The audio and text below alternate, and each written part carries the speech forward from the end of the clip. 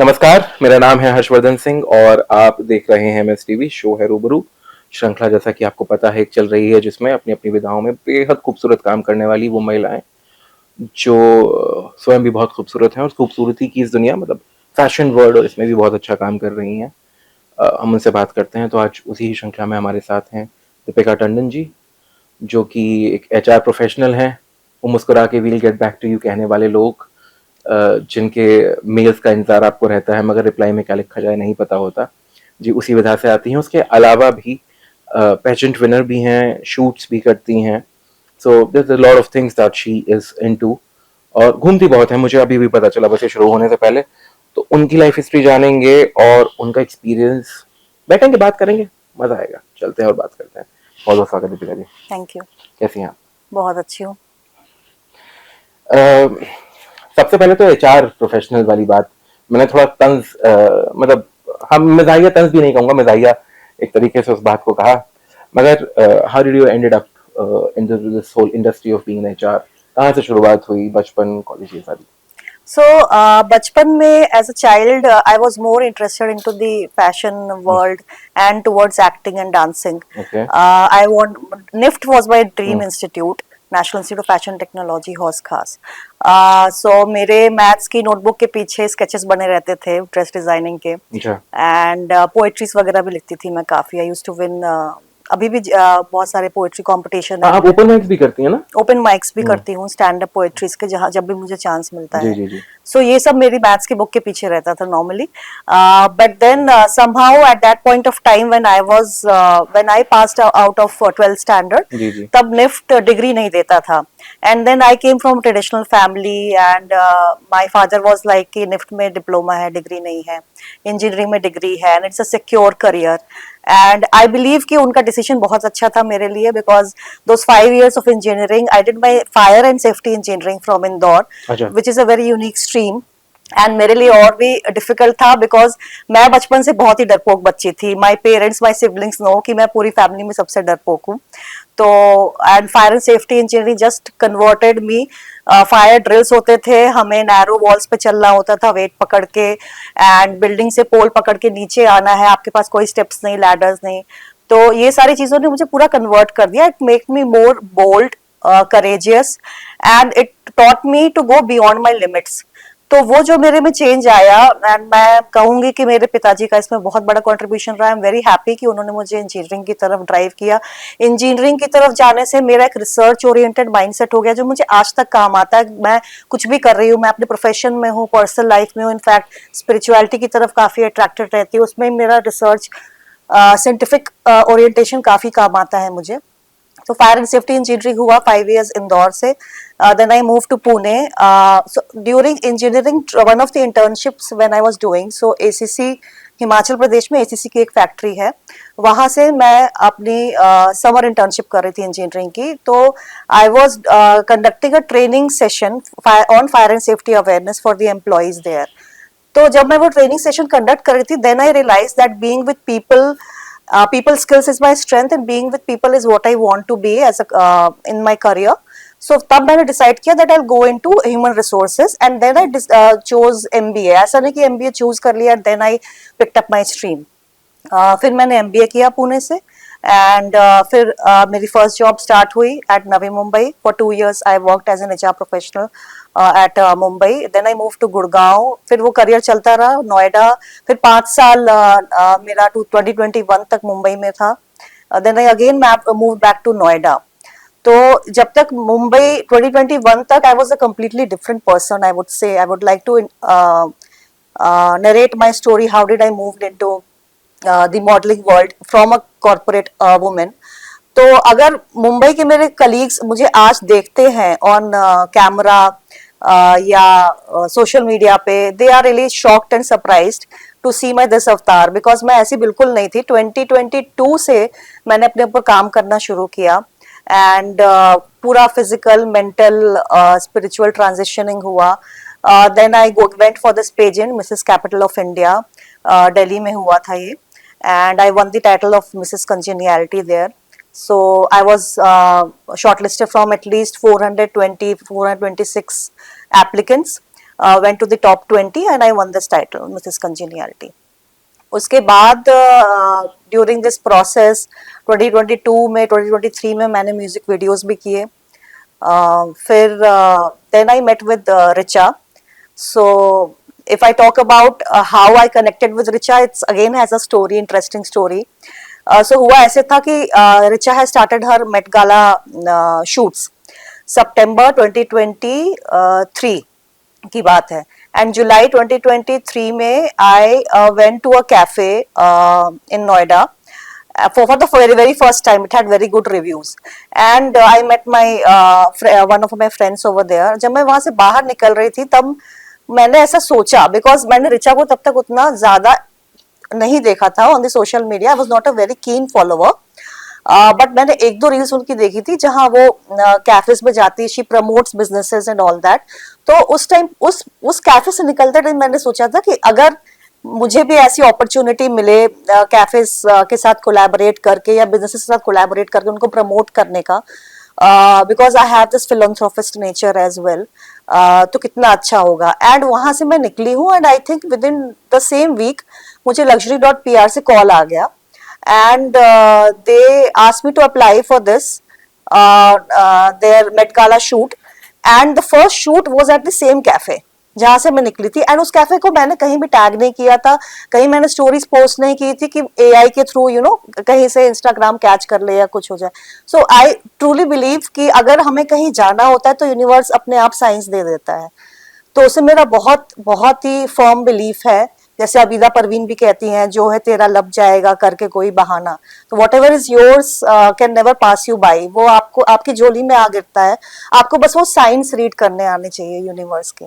तो वहां से मेरी फिर luxury.pr की जर्नी शुरू हुई. किनारे से टकराती नाव किनारा कब टकराता है.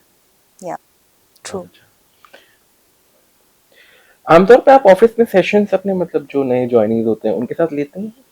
हाँ, सो इस अभी जिस कंपनी में हूँ वहां पे न्यू ज्वाइनीज के साथ मेरा प्रोफाइल टैलेंट एक्विजिशन का है. बट इसके पहले भी जो मेरे रोल्स रहे हैं, मैंने एचआर बिजनेस पार्टनरिंग किया है, तो वहां पे इंडक्शंस एंड सेशंस ये सब मेरा पार्ट रहता था, because I was anchoring the events there. And campus engagement मेरा एक बहुत बड़ा पोर्टफोलियो था, तो उसमें यंगस्टर्स को, न्यू जनरेशन्स को कंपनी के कल्चर में सिमुलेट करना, उनके लिए सेशंस लेना, उनका इंटरेक्शन मैनेजमेंट से बढ़ाना, सो दैट उनकी सक्सेशन प्लानिंग हो सके, करियर डेवलपमेंट हो सके. तो ये सारा मेरा प्रोफाइल रहा है. नहीं, मैंने अभी जो सवाल आपसे पूछा था कि आप सेशंस लेती हैं, वो इसलिए क्योंकि 10 से 6 का नॉर्मल वर्किंग आवर्स होते हैं, तो एक दिन का सेशन तो आप ले ही लेती होंगी. जिस प्रकार से एक सवाल मैंने पूछा और जवाब आपका सब चीजें कवर करता हुआ चला गया. क्योंकि आप ओपन माइक्स में भी जाती हैं, लिखती भी हैं, तो वो थोड़ा सा अपना कुछ लिखा अगर आप सुना दें, या फिर आपकी लिखाई की जर्नी कहाँ से शुरू हुई, उससे शुरुआत करके अगर आप अपनी लिखाई तक पहुंचे. श्योर. तो कहते हैं कि कवि का आंसू गिरा होगा तो बनी थी कविता. तो मेरा ये मानना है, कोई भी क्रिएटिविटी जब स्टार्ट होती, बी इट पेंटिंग, क्योंकि मैं स्केच भी करती हूँ, पेंट भी करती हूँ, and painting is my first love I would से, बिकॉज जब बच्चा बोलना भी नहीं सीखता बट वो पेंटिंग एंड कलरिंग स्टार्ट कर देता है. एंड चाहे पोएट्री क्यों ना हो, जब तक आप किसी पेनफुल मोमेंट को एक्सपीरियंस नहीं किए होते हो, तब तक वो क्रिएटिविटी निकल नहीं पाती आपके अंदर से. मतलब you don't identify that you have that skill in you. तो मेरी जो पोएट्री की जर्नी स्टार्ट हुई थी, सो मेरे चाचा, सबसे छोटे चाचा, मतलब मेरे my father are 3 brothers. My father is the eldest one, then उनसे छोटे, एंड देन सबसे छोटे जो मुझसे कुछ 1.5-2 साल ही बड़े थे. तो I was in 11th and he was around 21. He was 21 years old. College में ही गए थे तुरंत. उनकी एक्सीडेंटल डेथ हुई थी. एंड उनका जब उनकी डेथ हुई, हमारे एग्जाम्स चल रहे थे, प्री बोर्ड्स, तो मैं और मेरी बहन नहीं जा पाए थे ऑन द फ्यूनरल. सिर्फ मेरे पेरेंट्स गए थे हमें एक नेबर के यहाँ छोड़ के. तो वो जो ग्रीविंग का प्रोसेस है वो मेरे लिए हुआ नहीं, मुझे ऐसा लगता है. एंड बिकॉज एज डिफरेंस ज़्यादा नहीं था, तो obviously we were close. And फिर जब वहां से पापा वापस आए तो मुझे कुछ वहां के सीन्स वगैरह लोगों ने नरेट किए, क्योंकि मैंने अपने पापा को कभी रोते हुए भी नहीं देखा था. तो वहां मतलब उनका अलग ही बिहेवियर हुआ पापा का एंड ऑल दैट, तो वो सब भी मैं नहीं देख पाई, मतलब एक कहते हैं ना एक मलाल रह गया मन में टाइप्स। तो वहां से फिर मैंने लिखना शुरू किया। मैंने फर्स्ट जो पोएम लिखी थी वो चाचा की पासिंग अवे पे ही लिखी थी। उस पे कैसा माहौल था घर का, पापा के साथ क्या क्या हुआ एंड ऑल दैट। एंड फिर वहां से शुरू हुआ, मैंने पार्टिसिपेट करना स्टार्ट किया स्कूल लेवल कंपटीशन में। एंड फिर I think college, once I went into engineering, तब मेरा टच छूट गया, इतना ज्यादा मैंने नहीं लिखा। स्कूल टाइम तक, 12th स्टैंडर्ड तक काफी लिखा था, डायरियां भरी हुई थी। फिर उसके बाद मतलब I moved into my corporate career, फिर छूट गया, थोड़ी एक आध कहीं कुछ लिखी होंगी, 4 लाइनें तो लिखी होंगी। फिर मदरहुड आ गया। मदरहुड के बाद तो आपका अगला जन्म हो जाता है, फिर आप सब भूल जाते हैं पहले का।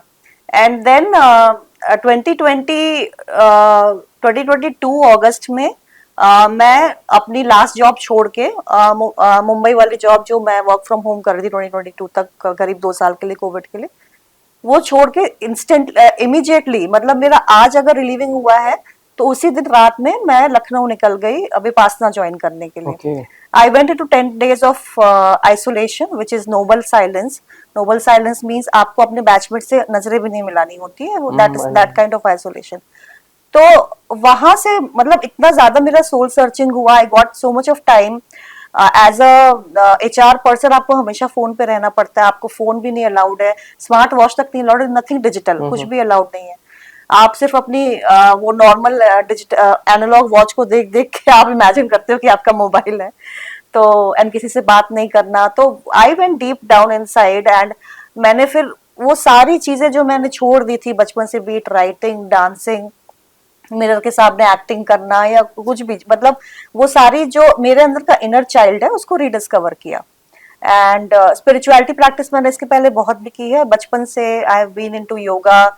योग निद्रा से मेरी जर्नी स्टार्ट हुई थी जब मैंने योगा सीखा था। फिर पातंजलि को भी फॉलो किया है काफी time, and then Brahma Kumari 2-3 साल तक फॉलो किया है। Almost I lived like a saint during my Brahma Kumari period. And but Vipassana से जो हुआ है, I don't think any other practice has transform me that way. तो बिकॉज वो काफी साइंटिफिक है, मुझे बहुत सारी चीजें उसकी अच्छी लगी। उसमें किसी एक रिलीजन की बात नहीं कर होती, आपको कोई कम्युनिटी, किसी लीडर को फॉलो नहीं करना है, स्पिरिचुअल लीडर को।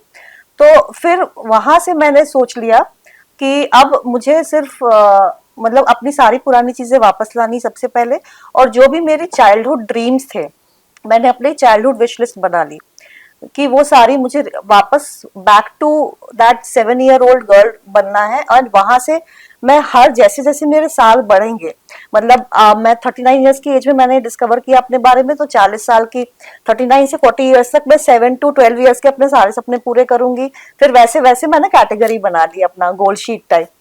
तो वैसे वैसे मैं पोइट्री ज्यादा लिखी, मैंने सोशल मीडिया पे देखे कहाँ पे कॉम्पिटिशन्स हो रहे हैं। एक नेशनल लेवल सर्टिफिकेट भी 2023 में मैंने जीता, उसके लिए अराउंड 500 एप्लीकेंट्स थे, उसमें से मेरी पोइट्री शॉर्टलिस्ट हुई थी and I was certified. And open mic search करने लगे, सो कम्यून दिल्ली NCR करके बहुत अच्छा फोरम है आर्टिस्ट के लिए, वहां पे मैंने ओपन माइक्स किए, 2 ओपन माइक्स अटेंड कर चुकी हूँ मैं। एंड जैसे जैसे टाइम मिलता है in my from my home life and career, मैं अटेंड करती हूँ। हर बार पॉसिबल नहीं होता, क्योंकि कभी दूर डिस्टेंस होता है घर से, कभी नोएडा में होता है, तो कर लेती हूँ। बट एक अपनी तरह की ट्राइब से मिलना और लोगों को जोड़ना और लोगों से जुड़ना, वो मुझे बहुत अच्छा लगता है। तो open mics is a completely different experience. वहां पे हर तरह के आर्टिस्ट आते हैं। आप कहते हैं ना वो मस्त मौला वाले आर्टिस्ट, कोई दिन दुनिया से होश नहीं, खबर नहीं। तो वैसी लाइफ जीने का सपना है, बट ऑब्वियसली रिस्पॉन्सिबिलिटीज हैं तो नहीं कर सकते। तो मेरा भी सपना है कि एक थैला लेके जंगलों में खो जाऊं और बस लिखती रहूं, बट वो ऐसा पॉसिबल नहीं है। बट जब मुझे मौका मिलता है, मैं अपनी डायरी में रजिस्टर कर लेती हूँ अपनी पोएट्रीज। तो इंग्लिश लिखती हूँ, हिंदी में थोड़े बहुत उर्दू मिक्स होते हैं। सो गुलजार साहब is my inspiration, is my गुरु। सो बचपन में तो मेरा ये भी सपना था कि अगर मैं थोड़ी बड़ी होती तो मैं उनसे शादी कर लेती। So I was so so enamoured by him. तो उनसे इंस्पायर रहती हैं मेरी पोएट्रीज, जो वो मेटाफोरिक वे में लिखते हैं। तो वो अच्छा लगता है मुझे, तो थोड़ा बहुत वो लिख लेती हूँ। थोड़ा बहुत टर्किश पोएट्रीज भी पढ़ती हूँ। लैंग्वेज सीखने का मन है, बट वो उसके लिए टाइम नहीं निकल पा रहा है। बट टर्किश पोएट्री सुनना, मोहिब्बी की पोएट्रीज पढ़ना मुझे अच्छा लगता है। बहुत खूबसूरत। आपने लिखा, अगर आप कुछ सुना सकें। मैंने अभी जून में मैं उत्तराखंड गई थी वेकेशन पे। तो आई थिंक फर्स्ट मॉनसून था, फर्स्ट रेन शावर्स थे वहाँ के। तो मैंने बारिश पे ही लिखा है। It's kind of a romantic, थोड़ी सी लाइनें हैं कविता की, वो मैं सुनाती हूँ। सो ये थोड़ा नॉस्टैल्जिया के ऊपर है ये पोएट्रीज। एक कपल जो अपने फ्लैशबैक में जाके पुराने दिन याद करता है, उसके ऊपर है। पेड़ों के पीले सूखे पत्तों पर, पेड़ों के पीले सूखे पत्तों पर जब गिरती है पहली बारिश की बूंदें, पेड़ों के पीले सूखे पत्तों पर जब गिरती है पहली बारिश की बूंदें, बैठे बैठे पुराने दिनों में दिल लौट जाता है यूं ही आंखें मूंदे। उन दिनों एक छोटी सी छतरी के नीचे, उन दिनों एक छोटी सी छतरी के नीचे समा जाते थे दो हमराही। तो क्या हुआ जो एक बाह मेरी भीगी और एक बाह भीगी तुम्हारी।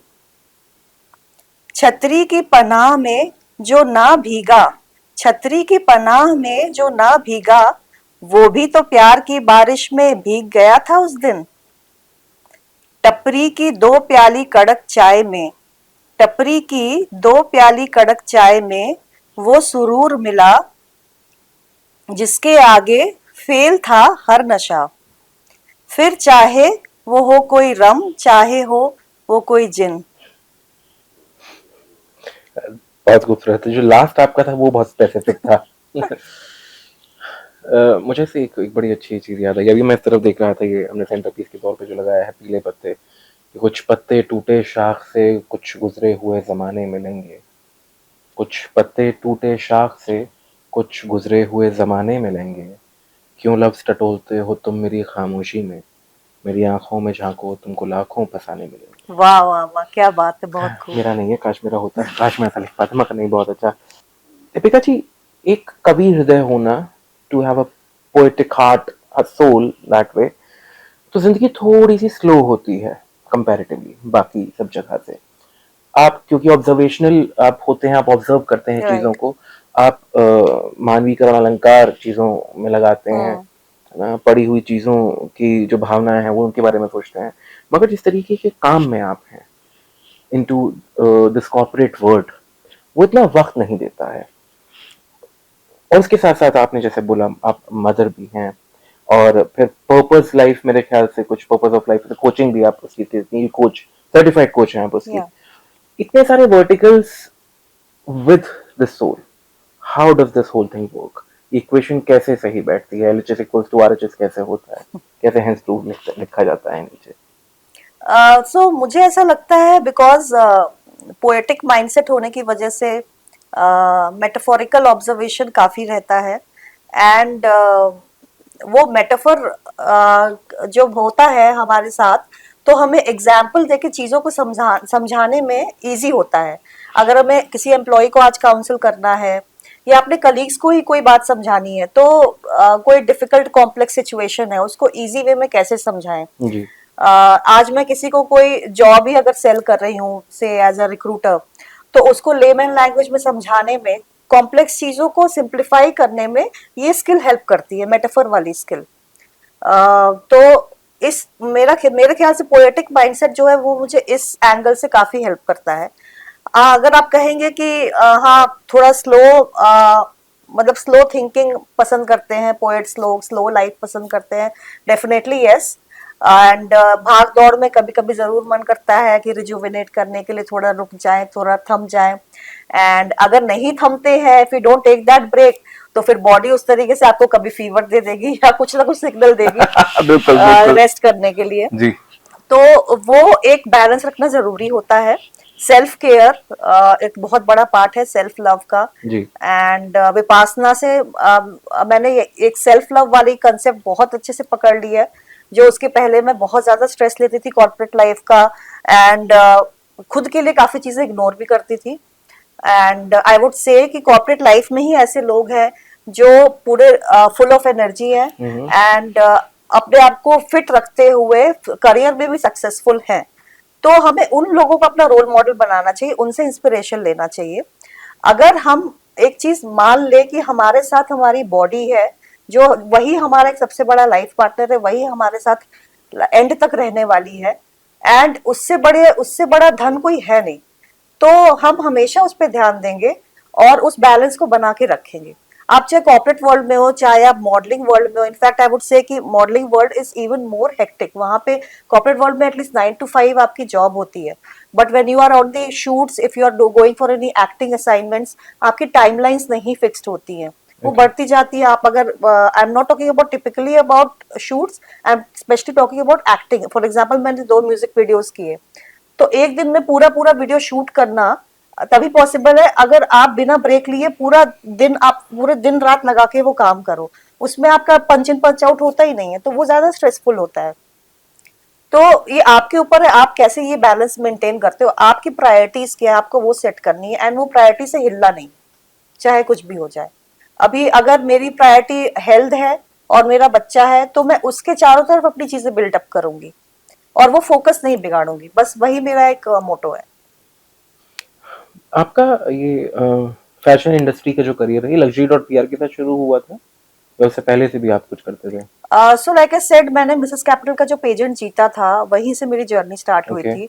बिफोर दैट मैं सोच भी नहीं सकती थी कभी कि मैं इस लुक में अपने आप को इस अवतार में नहीं देख सकती थी। अच्छा। बचपन में हाँ जरूर बहुत इंटरेस्ट था, डांसिंग का बहुत शौक था, परफॉर्म करती थी, कॉलेज लेवल तक लगातार परफॉर्म किया है स्टेज पे। एंड स्कूल से आके शीशे के सामने बहुत एक्टिंग करती थी, एंड ये सब जो भी एड्स आते थे उसकी एक्टिंग करना।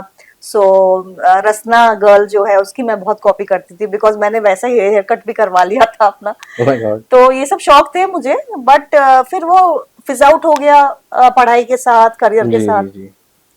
एंड देन अचानक फिर विपासना के बाद मैंने एक ब्यूटी पेजेंट का ऐड देखा, 2-3 ब्यूटी पेजेंट्स के ऐड देखे, उससे मुझे मिसेस कैपिटल रेजोनेट किया मेरे पर्पस के साथ, बिकॉज उसमें एक किसी पर्टिकुलर हाइट क्राइटेरिया या शेप क्राइटेरिया की बात नहीं हो रही थी। They had plus size category as well and normal diva category as well. तो वो मुझे उनका एक अच्छा लगा purpose, and hence I applied there, and वहां से मेरी जर्नी स्टार्ट हुई। उसके बाद मैंने एक म्यूजिक वीडियो किया, एंड फिर मैं रिचा से मिली फॉर luxury.pr। Okay great. आपने जैसे बताया ना कि विपासना के बाद you were able to find yourself in a totally different light. Right. उससे पहले जो शेड से थोड़े शायद अलग थे, हम्म। उसके बाद बदल गए, हम्म। लाइट के ऊपर थोड़ा हमने फिल्टर्स लगा दिए and we started looking better in some ways. बहुत सारी चीज़ें हमारी लाइफ में होती हैं और वो हमारे अंदर बदलाव लेकर आती हैं। Keeping luxury.pr or this whole thing which happened to you, especially this thing, how did that added to that change? What was that part it was playing in that whole change? So I would से जब तक मैंने beauty pageant जीता था and music video किया था, जी। uh, तब तक चीजें होती गई मेरे साथ और मैं एक्सेप्ट करती गई। But when I connected with luxury.pr, तब मैंने अपने ऊपर और काम करना शुरू किया, इन द सेंस अगर रिचा मुझे कोई एक चीज बताती थी, how to pose, how to carry yourself, I went back home and I used to do my homework with double the effort, Okay. Because I knew कि रिचा का जो मेरे अंदर कॉन्फिडेंस है, अगर इस शूट में एक्स लेवल पे, तो नेक्स्ट शूट पे 2x लेवल पे होना चाहिए।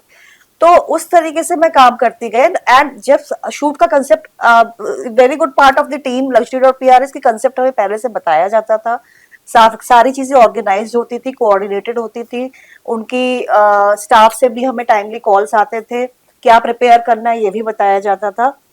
एंड तो जो मुझे कंसेप्ट बताया जाता था मैं उसके ऊपर रिसर्च करती थी, and I used to do my homework pretty well. तो इस तरह से फिर मैंने अपनी स्ट्रेंथ भी जानी कि मेरे ऊपर कौन से पोजेस अच्छे लगते हैं, मेरे फ्लॉज क्या है, उसके ऊपर काम करने के लिए मुझे और क्या करना चाहिए। अगर कोई शूट होने वाला है, अगर कोई ट्रेडिशनल शूट है, तो उसके लिए मुझे अपनी एनर्जी लेवल कैसी रखनी है। तो Okay. उन सारी चीजों पे मैं काम करती थी। तो इट्स मतलब मोर देन द लुक। देखिए मेकअप आर्टिस्ट आपका लुक चेंज कर देगा, आपको कॉस्ट्यूम पहना देगा, but if you not carrying that energy inside of you, तो आप वो चीज कैमरे पे ला ही नहीं पाओगे, वो सामने दिख नहीं पाएगी, दिख रेजोनेट नहीं नहीं कर पाएगी। पाएगा कोई भी। हाँ राइट राइट। तो वो एक बहुत बहुत बड़ी चीज है। अब अगर ब्राइडल शूट है एंड हीरा मंडी शूट है, दोनों ही ट्रेडिशनल शूट था luxury.pr का। जी। बट दोनों शूट में डिफरेंस कैसे दिखाना है कैमरे पे अपने लुक में, ये आपकी अंदर की एनर्जी दिखा पाएगी। आप कैसा फील कर रहे हो, आप उस कैरेक्टर में हो या नहीं हो। बिल्कुल, एक तरफ एलिगेंस है और एक तरफ थोड़ा-सा एलिगेंस के साथ सेंशुअसनेस है। राइट। थोड़ा फ़र्क आ जाता है चीज़ों का। बिल्कुल, बहुत अच्छा। ये पर्पस वाला that certification that you have, I want to know about this, what's this and like how whole of this area work, क्या है सारा कुछ ये? Sure. So I am an LPCC certified coach, which is licensed purpose coach certification. This is started by Mr. Nitesh Gade. He is Mumbai based, and all across India इनके students हैं, and city wise हमारी LPCC meets भी होती हैं and annual meets होती हैं mostly Lonavala या पुणे में। एंड जो ये सर्टिफिकेशन कोर्स है ये 3 मंथ्स चलता है, रिगरस कोर्स है and you are given assignments, online classes होती हैं, इंटरैक्टिव क्लासेस होती हैं and once you are certified coach you can start your own coaching practice. So जो मेरे साथ के बैचमेट्स हैं they have started their full fledged practice. मैंने अभी नहीं स्टार्ट किया है because my focus is on my full time career as of now. But in the future, I have this additional certification if I would like to go into this field. So I know the market, I know how it works, I know my target audience, and I know how to design the program. So I can launch up 1 or 2 programs of my own.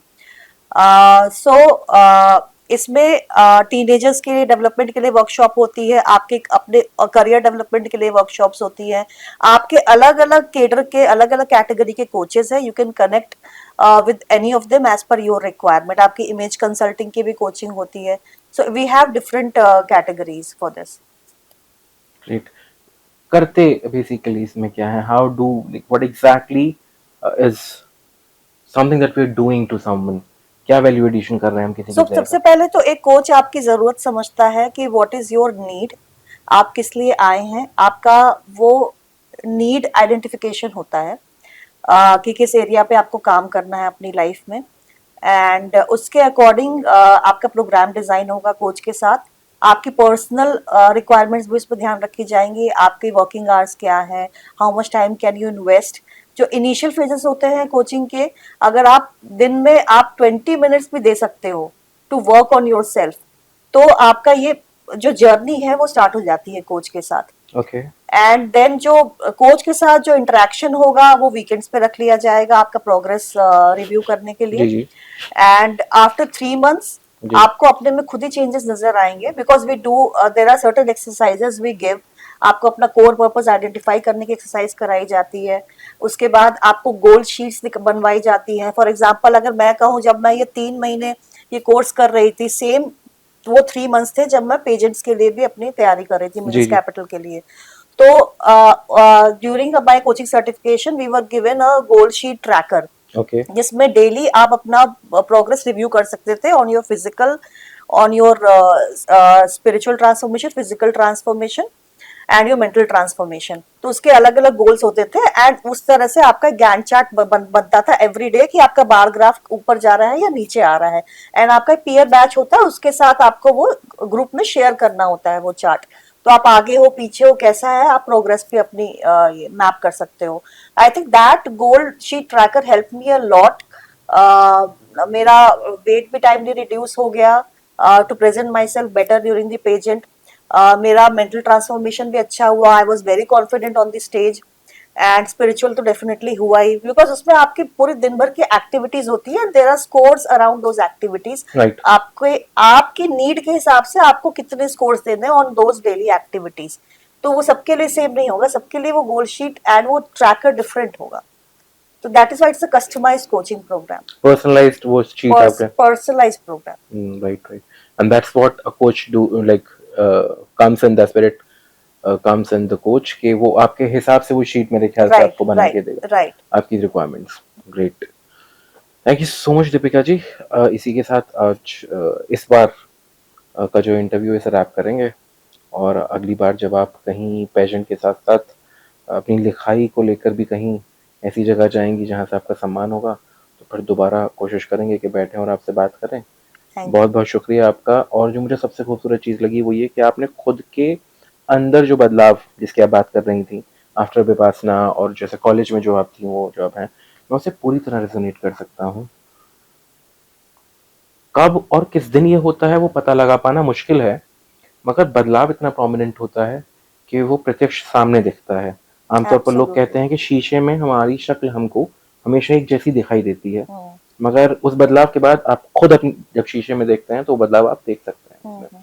तो thank you so much for speaking and for articulating it over है, because मुझे somebody. ऐसा लगता है जिस बदलाव के लिए जब हम तैयार हैं, ऊपर वाला उसी समय हमें उस बदलाव का दरवाजा खोलता है। बिल्कुल बिल्कुल समय से पहले तो कुछ भी नहीं मिलता है। बिल्कुल, समय से पहले कुछ भी नहीं होता। बिल्कुल सही बात है। बहुत बहुत धन्यवाद आपका एक बार फिर। It's a pleasure talking to you. Thank you so thank you much, so thank you. Much जी। तो ये थी हमारे साथ दीपिका टंडन जी। और to know about this coaching thing that she was talking about, मेरे लिए एक नई चीज़ थी कि कैसे हमारी जो आवश्यकताएं हैं, जो हमारा पर्पस है, जो रिक्वायरमेंट है, उसके हिसाब से हम पूरे दिन का कोई एक चार्ट बनाएं और फिर उस पर कुछ काम करें। दैट्स अ न्यू थिंग, और मैं इसके बारे में जाके पढ़ूंगा आज, थोड़ा सा और भी समझूंगा। आप भी कर सकते हैं। मगर उसके अलावा जिस बदलाव के बारे में अभी मैं आखिर में, जिसके लिए मैंने उनको साधु वादु धन्यवाद भी दिया, वो बदलाव अगर आज तक आपके जीवन में नहीं आया है, अगर आपको ऐसा लगता है, हो सकता है आप ही गया हो, तो कार्यरत रहिए, जस्ट स्टिक टू इट, और keep your peripheral view open, keep the mind open, so that one day when some opportunity of that change will knock your door, you will be there to welcome it with open arms. इसी के साथ आज इससे ज़्यादा ज्ञान दूंगा नहीं। आज का ये जो इंटरव्यू ऐसे ख़त्म करते हैं। दोबारा फिर मुलाकात होगी किसी दूसरी शख्सियत के साथ। तब तक के लिए अपना ख्याल रखिए, सफाई रखिए, जो लोग हमसे प्यार करते रहिए, और देखते रहिए एमएस टीवी।